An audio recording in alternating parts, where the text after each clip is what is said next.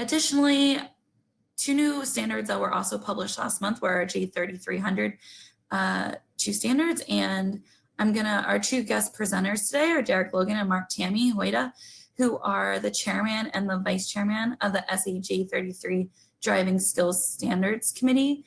And so they're just gonna kind of discuss on these different standards as well.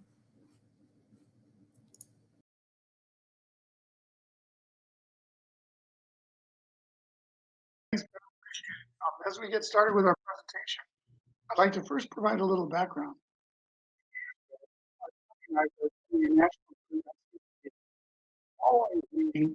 We and a few others from the committee were discussing the difficulty in confirming others' driving skills of those who wanted to test cars on our proving grounds. At the time, Mark-Tami was president and CEO of the Transportation Research Center in Ohio, and I was managing proving ground operations for Nissan in Arizona. Our discussion led us to consider developing a single global standard that would benefit not only proving grounds, but any group who performed testing or had professional drivers, such as commercial fleets. Others in the Proving Ground Safety Committee agreed, and we began our journey to develop the standard. And a few short years later, in May 2020, last month, the first ever driving skills certification criterion program was released by SAE International as the SAE J3300 driving skills standard to harmonize driving skills standards globally. The goal expanded to provide a standard for use not only by professional drivers on proving grounds and public roads, but also the general public. This standard, the SAE J3300 driving skills standard, is very broad and applies to anyone or any organization that's interested in the safety and driving skills of people driving or operating vehicles. This standard is a key credential for anyone who drives for a living, where competence behind the wheel is valued, such as test drivers, operators of automated prototype vehicles, anyone who evaluates automobiles like journalists, engineers, or automotive executives, or any professional drivers such as taxi drivers, limo drivers, chauffeurs, and delivery truck drivers. The standard is applicable also to organizations that have people performing driving tests that's interested in reducing the risk of driving error, such as operators of proving grounds or fleets of vehicles on public roads. This standard also provides an unbiased measure of the level of skill acquired and retained by driver training programs. This standard provides benefits to drivers because it's a skills-based credential from a recognized source. The process of preparing for certification inherently improves one's driving skills and reduces the likelihood of getting into an incident that may result in injury or damage. And having a certification that's universally recognized can save a lot of money versus enrolling in multiple, somewhat repetitive driver training and certification programs. This standard provides benefits to organizations such as proving grounds and companies operating fleets of vehicles by reducing risk and by making the driver hiring process more efficient, and by enabling redeployment of resources, increasing employee morale, improving customer satisfaction, and providing potentially significant cost savings.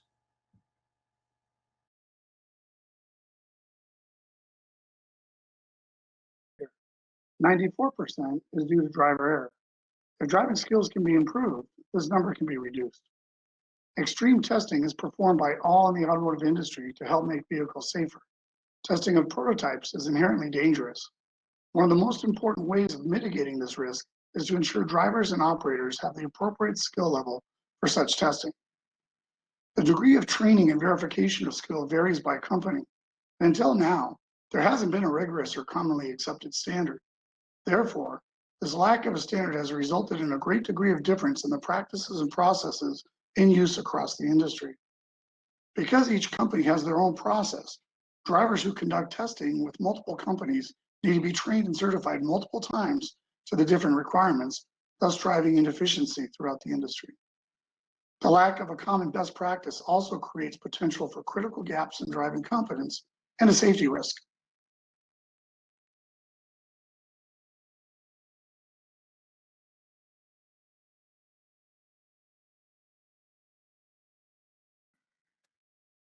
Pinky, I didn't realize you're still on mute. So as Derek mentioned earlier, in 2016, several members of a Proving Ground Committee got together to discuss how they might collaborate to address this matter. Initially, about a dozen zealots took on this challenge. In total, over 60 subject matter experts representing over 40 organizations and companies globally supported the development of this new standard on a volunteer basis over the last 4 years. This passionate group worked with SAE International and its Standard Works Group to develop standards for driving skill certification. This included monthly WebEx meetings, semi-annual face-to-face multi-day workshops, and countless working group meetings. The team invested literally thousands of labor hours in rigorous development and validation of these new standards. The SAE J3300 driving skills standards includes multiple levels of certification based on the type of driving or vehicle operation needed. See on the upper left, DL1, 2, 3, etc., as well as endorsements for specialty applications such as trailer towing in the upper right, and operating in extreme low grip conditions such as snow in the lower left. And a further standard for operating automated vehicles is currently under development. Key factors for this standard include relevance, objectivity, and replicability. All certifications involve objective pass-fail criteria and are administered by SAE certified examiners to ensure the integrity and consistency of the process.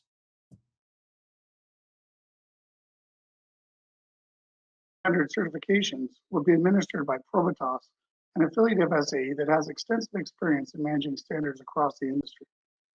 Those seeking certification, such as for a driver or examiner, can sign up via a dedicated webpage on Probitas's website for the J3300 driving skills certification standard. Last year, we conducted a teaser debut at the SAE World Congress while the standard was still under development. Another demo is under consideration for WCX 2021, so make sure to stay tuned for it. In conclusion, we'd like to share a couple of quotes. Our vision is to provide driver skill certification standards that are recognized globally for basic car control skills, as well as specialized skills like trailer towing, so that every company will have an optimized standard to adopt so they can focus on their core competencies.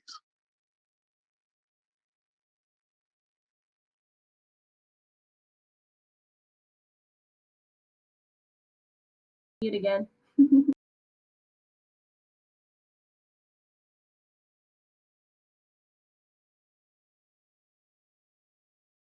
Of a rigorous objective measure for driving competence can be a game changer to reduce driving incidents and save lives. And a bit on our backgrounds. Derek has been the chairman of our committee and has led our effort since its inception nearly 4 years ago. He is an active member of SAE International and the Arizona section, and has been involved in proving ground operations for both General Motors and Nissan throughout his career, including managing Nissan's Arizona proving ground operations. He has moved back to vehicle testing, but he feels so passionate about this, he continues to volunteer time, including taking personal vacation time to support this initiative. Thanks, Mark-Tami. And Mark-Tami is also one of the founding members of this effort. He's the vice chairman of our committee and has been elected to be the lead certifier for J3300. He has led the implementation of the driving safety initiatives as the former chief engineer of worldwide proving grounds for Ford Motor Company, as a former president and CEO of Transportation Research Center, and as a former chairman of the International Committee for Proving Ground. He continues his lifelong commitment to improving driving safety as president of Integrity First Consulting. Now, we'd like to be happy to answer any questions. Guys, it's Beth Ellen here. As a driver, if I'm interested, how do I get started? Yeah, thanks, Beth Ellen, and thanks for the question. So, as a driver, like any certification, understanding the standard is the first step. So, purchasing the standard. This ends with registering, but before registering to take the actual test, the J3300 can provide the details on what the various levels are, what the skills are that will be tested, and the driver can assess his or her needs or wants for driving skills, as well as their current level. And if necessary, before taking the test float, practice, get some coaching or mentoring, or take some training.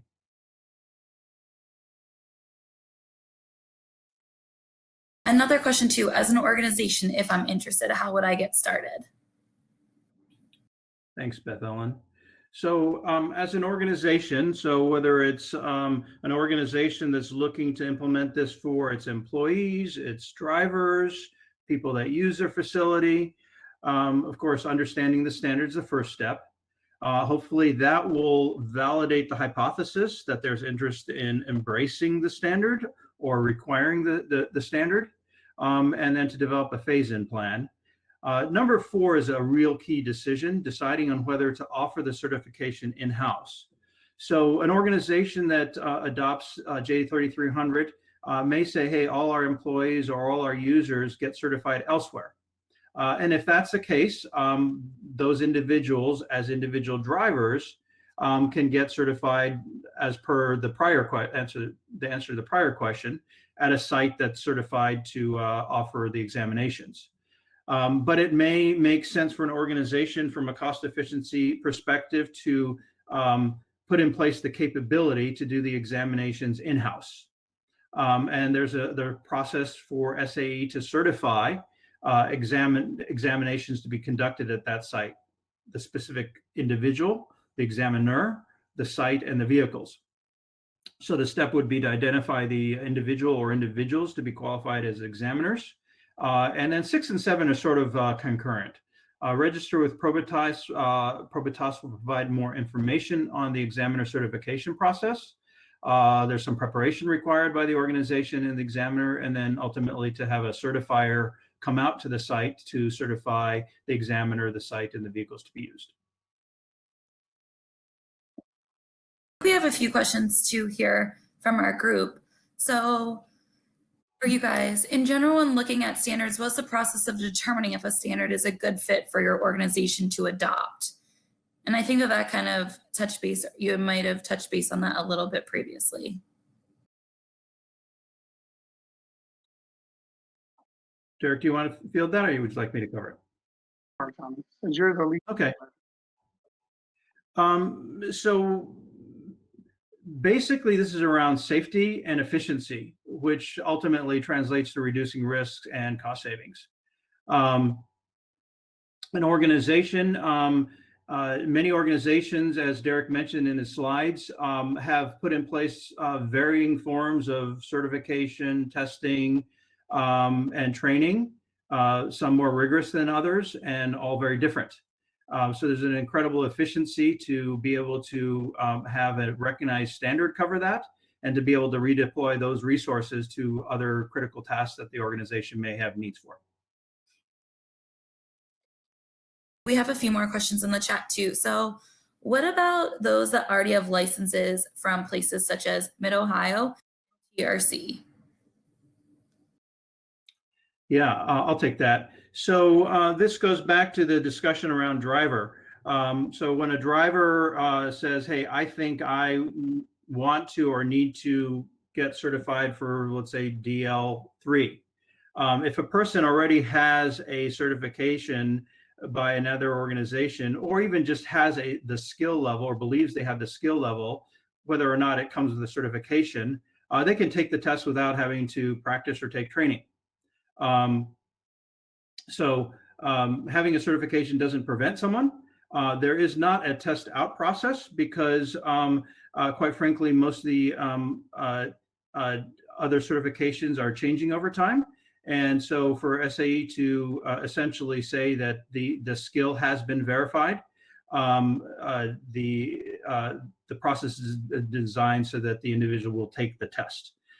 We have deliberately constructed the certification test to be as much as necessary, but as short as possible. So they're quite brief.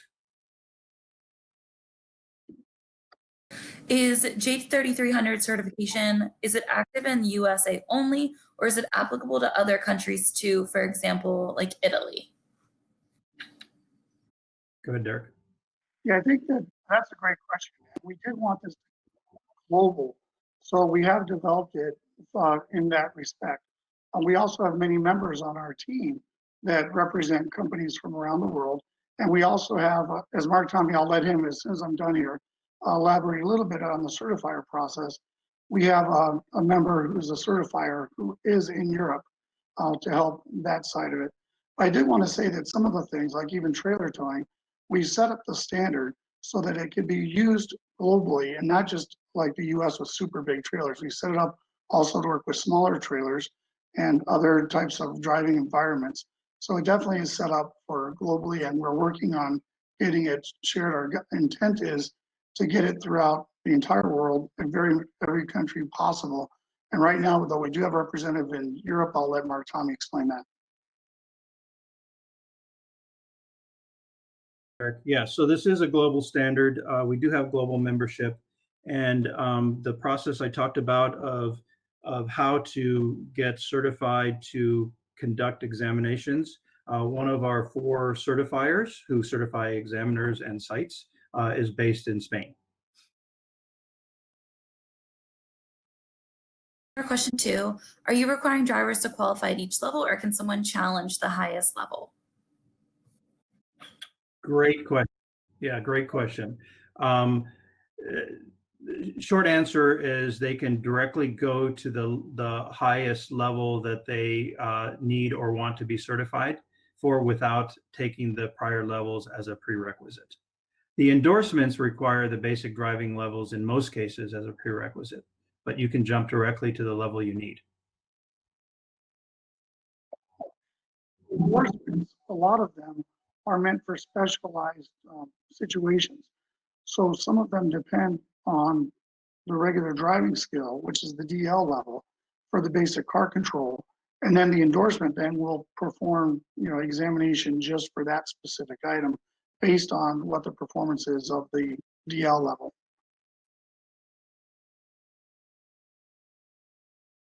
Also, are you guys going to be sharing your presentation?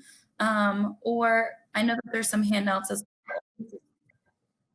Yeah, so if you can, Angela, push out the handout. We have a one-page summary that looks like this, that contains what we believe are sort of the key essence of what was contained in our presentation, as well as the contact information that's shown on this slide. And SAE International is also in the process of publishing a one-pager fact sheet that we can push out as well. It's really literally coming off the press as we speak.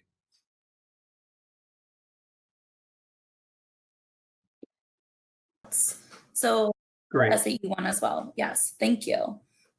And I think that this is going to be our last question because we do need to keep moving forward, and we can touch base at the end. But the European countries should presumably follow and apply standards in the order of ISO/IEC, then CEN, Senelec, and then to local STOs.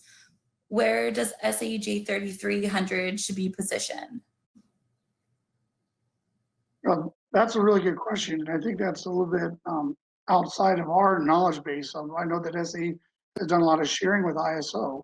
So I'd assume that there might be some discussions with them about it, but not sure exactly where it'll be positioned in that. The one good thing though is that anybody in the European countries can certainly obtain the SAE standard, and we can work with them to make sure that they can get examiners in place and certifications as well in Europe through the SAE standard.